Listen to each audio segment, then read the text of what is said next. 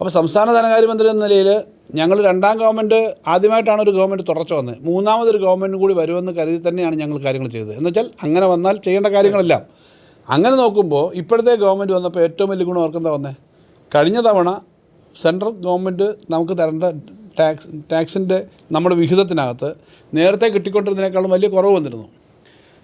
അത് 100 രൂപ നമുക്ക് ആകെ ഇന്ത്യയിൽ താഴോട്ട് കൊടുക്കുമ്പോൾ നമ്മുടെ തുക 1.92 ആയി. നേരത്തെ അത് 3.82 പൈസ കിട്ടിക്കൊണ്ടിരുന്നതാണ്. അത് 1.92 പൈസയായി കുറഞ്ഞപ്പോൾ നമുക്ക് വലിയ വെട്ടിക്കുറവ് വന്നു. ഈ വർഷം ഫിനാൻസ് കമ്മീഷൻ്റെ പഠനങ്ങളെല്ലാം വന്നപ്പോൾ ഞങ്ങൾ വളരെ സജീവമായിട്ട് ഇടപെട്ടു. ധനകാര്യമന്ത്രി എന്ന നിലയിൽ ഞാൻ തന്നെയാണ് അതിന് നേതൃത്വം കൊടുത്തതെന്ന് സന്തോഷത്തോട് പറയുകയാണ്. വളരെ പ്രധാനപ്പെട്ട എക്കണോമിക് സാമ്പത്തിക വിദഗ്ധന്മാർ, നമ്മുടെ ഫിനാൻസ് സെക്രട്ടറി, ചീഫ് സെക്രട്ടറി തുടങ്ങിയവരെല്ലാം ഇടപെട്ടു. പ്രതിപക്ഷം ഉൾപ്പെടെ എല്ലാവരും ഞങ്ങൾ ഇൻവോൾവ് ചെയ്തിരുന്നു. എന്തായാലും ധനകാര്യ കമ്മീഷൻ അവാർഡ് വന്നു.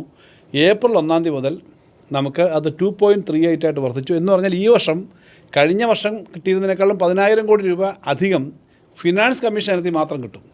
അപ്പോൾ ഞാൻ പറഞ്ഞത് 10,000 കോടി എന്ന് പറഞ്ഞാൽ ചെറിയ തുകയല്ല. ഏകദേശം കിട്ടിക്കൊണ്ടിരുന്നതിൻ്റെ 27,000 കോടി കിട്ടുന്ന 37,000 കോടിയാവുക. അപ്പോൾ അത് വന്നിട്ടുണ്ട്. ബാക്കി മറ്റ് മേഖലയിലൊക്കെ വരുവാനുണ്ട്.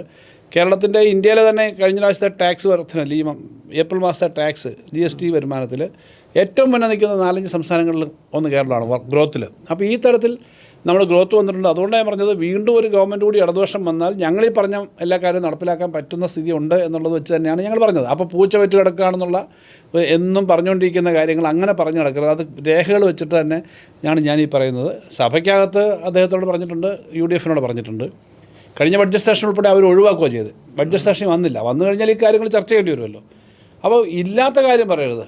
ഈ ഇരുട്ടുമുറിയിൽ പിന്നെ ഇത് തപ്പുന്നു എന്ന് പറയുന്ന പോലെ ഒരു കാര്യം ചെയ്യരുത്. ഉള്ള കാര്യം പറഞ്ഞോട്ടെ, ഞങ്ങളിങ്ങനെയാണ് ചെയ്യാൻ പോകുന്നത്. അതുകൊണ്ട് പഴയ ആളുകളെ മൊത്തം അങ്ങനെ ഇല്ലാത്ത കാര്യം പറഞ്ഞിട്ട് പറയരുത്. അതിന് നേതൃത്വം കൊടുക്കുന്നത് ശ്രീ AK ആൻ്റണിയാണെന്നുള്ളതാണ് ഏറ്റവും സങ്കടകരമായ കാര്യം.